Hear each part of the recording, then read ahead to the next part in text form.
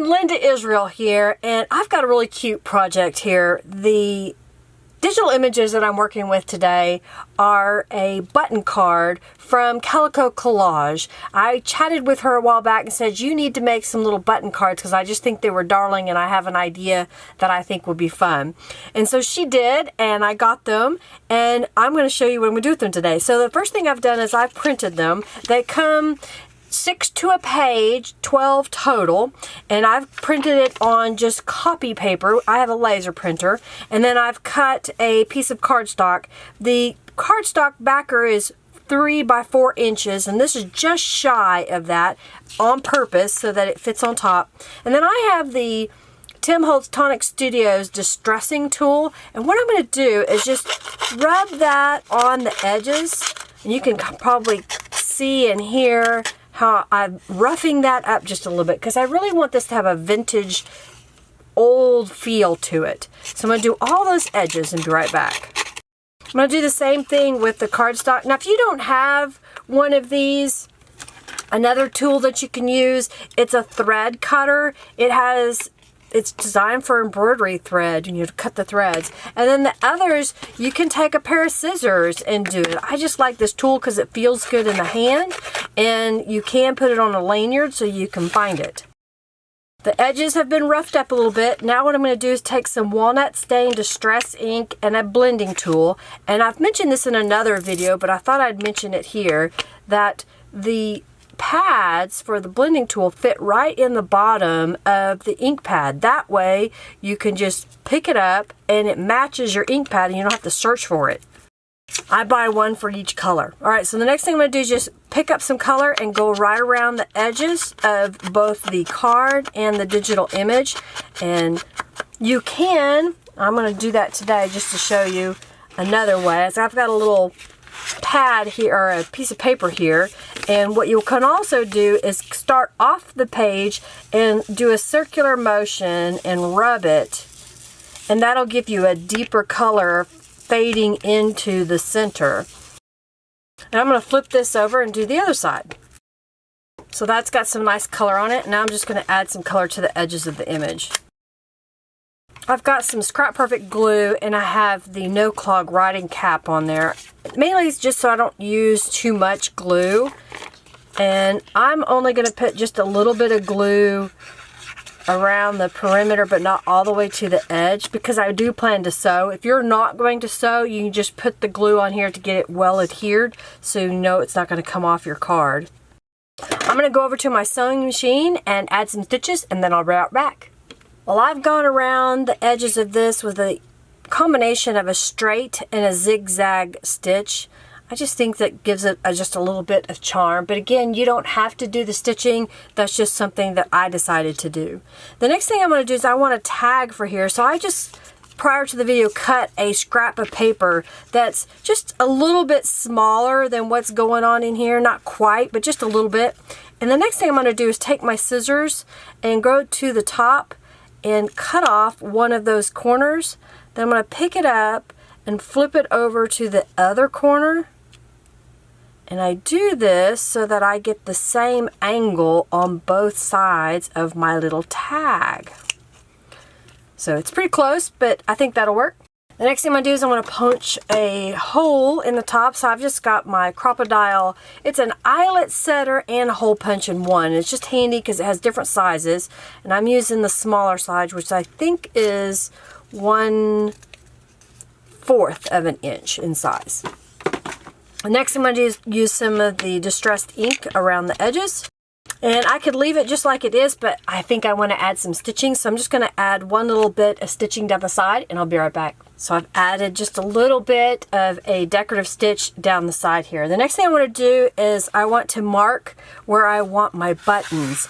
And basically I just grabbed a few buttons, and I have a piece of fun foam here. And the reason why is I'm going to poke holes, and I don't want to ruin my work surface. So all I'm doing is looking at this to decide how I want to place these buttons on here. I think I may want to do something. Well, I thought I was going to do 4, but I think I'm going to just do 3 on here. So I'm just lining them up down the center where I want them. And then I have a Craft Pick by Tim Holtz, Tonic Studios. What I like about it is that it retracts. So when I put this away, I don't have to worry about it poking anything. That's perfect for traveling or if you're going to workshops, and you don't have to worry about poking things or poking yourself. So I'm just going to put my finger right on the button and then poke a hole on both of those holes. If it's a 4-hole, I would do all 4. And then I just slide the buttons over out of the way. The next thing I'm going to do, I've got some, this is cotton thread. It's no big deal. I have a serger, which requires a little bit more thread when you're sewing. So this is called a cone thread. Any thread will work. If you've got some thread left over in your stash, use that, because that's what these projects are all about, using up your stash. And I've just got a needle that would go through my buttons, but isn't a giant needle or too small so that I can see what I'm doing. And I'm going to get a pretty good length of thread because I want to make sure I have plenty. And I've doubled it. And just to help keep it wrangled, I'm put a little knot at one end that keeps those ends together for me. And then I'm going to go from the back side through the hole and grab a button and pull this up, but don't pull the tail all the way through, and basically sew on a button. Now, I know this isn't a garment, so I'm not going to make sure that there's a gap. I'm just going to sew it down. So I'm just hanging on to my little tail, and I'll start from the back again. And I'll do this about 3 times. If you have a thicker thread, then you may not have to do it as many times if you want that full look on your button. I tie off just a little bit just to make sure that this isn't going to come undone. And I'm just cutting off the tail so it doesn't poke around to the front. And then what I do is just come down to the next button hole and line it up and sew the next one on. I thought a button card would just be a great way to use up some of the buttons that I have in my stash. It could also be one of those things where if you make the button card out of buttons from maybe a loved one's clothing, because they have special meaning to you. Maybe you have the buttons off of your grandmother's wedding gown or something, and you wanted a cute way to keep them. This would be a perfect little way. Just make a little tag to hold the buttons. All right, then when I'm done sewing the buttons on, I will go under one of the threads and basically loop it upon itself, and I'll do that a couple of times. That ties it off. And then I'll cut off the excess. The next thing I'm going to do is we're going to color some crochet thread. So I've got just plain white crochet thread. I'm going to get a little length of it. Don't need a whole lot. And I've got more than I need. And here's a little trick. So this is white thread, and I like doing things like this because I only have to have white in my stash. I don't have to have every color of the rainbow, which takes up a lot of room, but having one color, I can make this any color that I want. And here is one technique on how to do that. Take your distress ink pad, remove the cap, lay the thread on it, hang on to the end of it, take your blending tool, put it on top, and pull the thread. Can you see it's changing color? Now you may have to do this 2 or 3 times to get a good coat, but that's what I do. Just go over it a couple of times.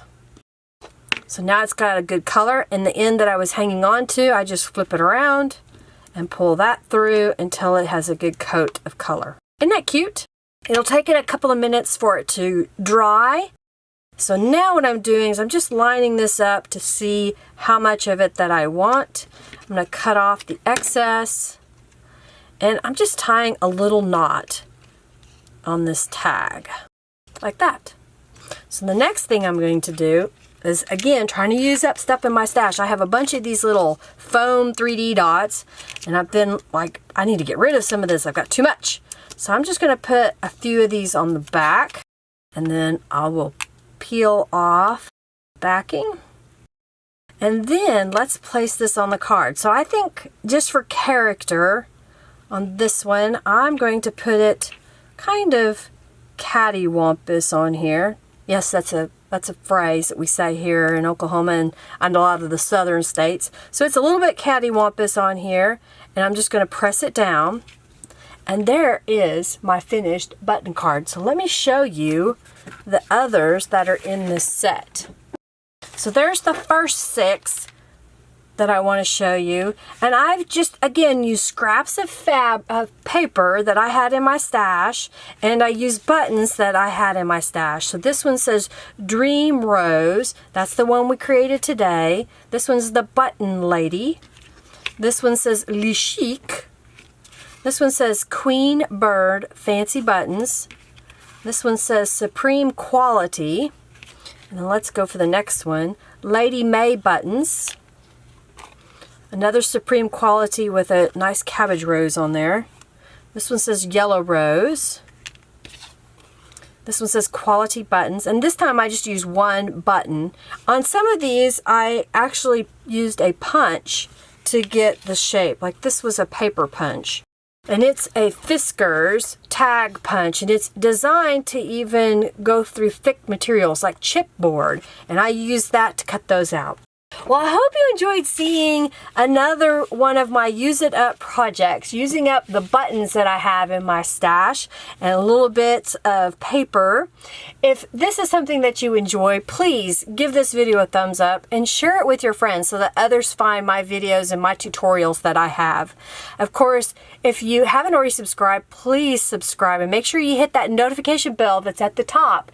And then lastly, leave me a comment below. What kind of buttons do you have, and what sentimental value do they have to you, if any? I have a ton of buttons, and honestly, I didn't have any that were of sentimental value, but I like the concept of putting a sentimental value on them. Well, I hope you enjoyed this. Again, thank you so much for watching. Make sure you check out my description box for the link to the Calico Collage images that I used today. Of course, also check the description box to links for my different groups that I moderate, as well as my Facebook, Twitter, Instagram, social media connectors, and my blog. Thanks so much for watching, everybody. Have a fabulous day. Bye.